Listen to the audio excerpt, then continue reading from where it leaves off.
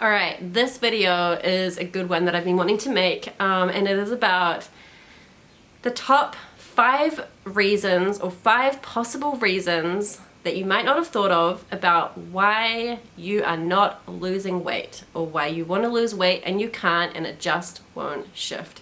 Okay, so the first one is that I just want to ask you something. These are all symptoms that are quite common that you might think of, oh, that's kind of common with older, like getting older, and like, oh yeah, maybe that's like, okay, so do you feel really tired and fatigued all the time? Do you also have really cold hands and really cold feet? Is your hair also quite dry? And are you putting on weight that you can't think of why? So basically, have you thought of maybe that it's your thyroid? Have you had a full blood test done at the doctor and asked them about your thyroid? Because I found out that I had an underactive thyroid, that was happening, all of those things, and basically the thyroid controls the metabolism in your body. It controls your metabolism and your energy levels. And if your thyroid is not working properly, if it's underactive, you are not going to be able to lose weight, and you're going to keep putting it on and you're going to not know why. So the first thing you need to go to the doctor, ask them to do a full blood test, including for thyroid function, and ask them if that could be a possibility. The second one, that is something that I guess we don't really think about too much, and that is unprocessed trauma, okay? So when I say unprocessed trauma, I mean, like, have you been maybe, is there some underlying issue like sexual assault or sexual harassment or sexual trauma or anything like that, that basically has made you feel unsafe in the world, okay? Because that can, you know, if something along those lines or something like that has happened to you and you feel like the world is no longer a safe place, you are subconsciously not going to want to lose weight.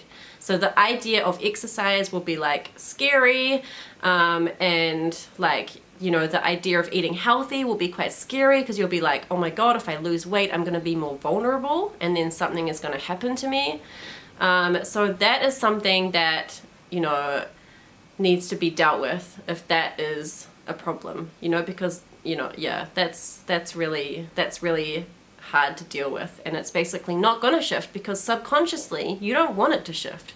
The third thing, kind of similar along those lines, is that you're stressed. If you're stressed too much, if you're stressed all the time, if you have basically resulting in elevated cortisol levels, if you have really high cortisol levels all the time, if you're too stressed, basically it's going to put your body into this kind of fight or flight mode where it holds on to any fat or any potential for fat, because, you know, it thinks that it's basically under pressure and it, you know, can't relax and it can't let it go, and yeah.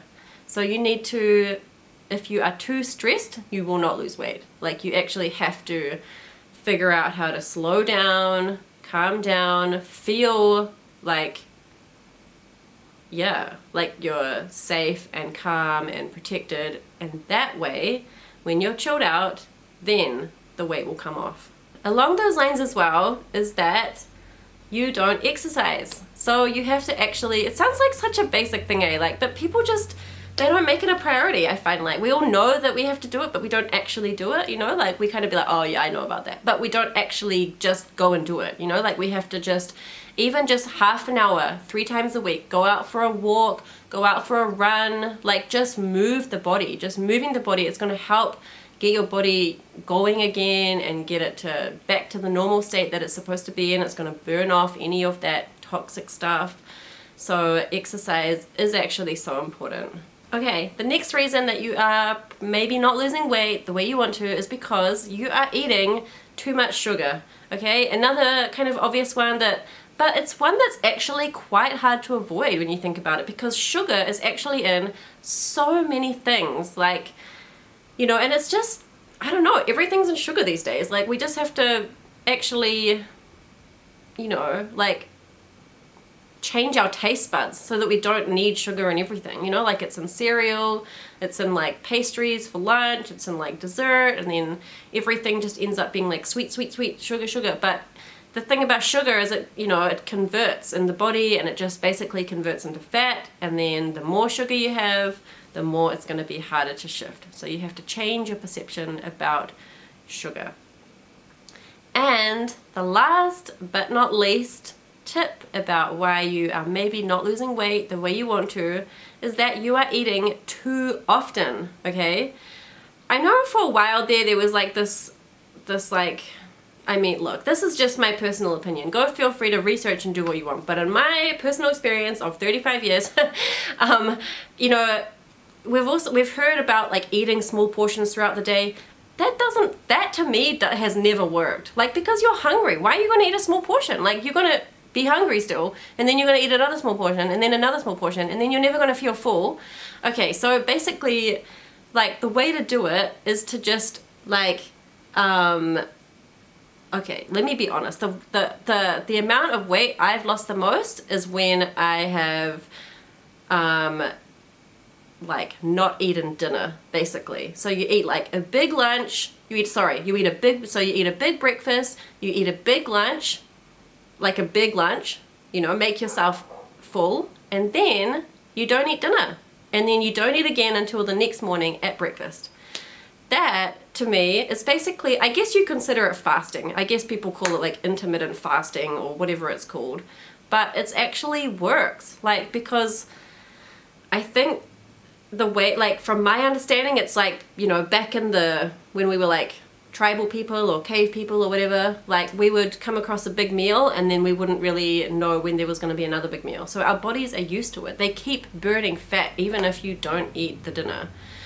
I have found this way much easier than not eating breakfast. Some people just don't eat breakfast and then have a big lunch and a big dinner. I feel like that doesn't work, because you wake up after a big night's sleep, you're hungry, or at least I am. Not everybody's different, but you know, you're hungry after a big night's sleep, and then you have a big, you know, if you don't eat breakfast, then yeah, no, that's just like really hard.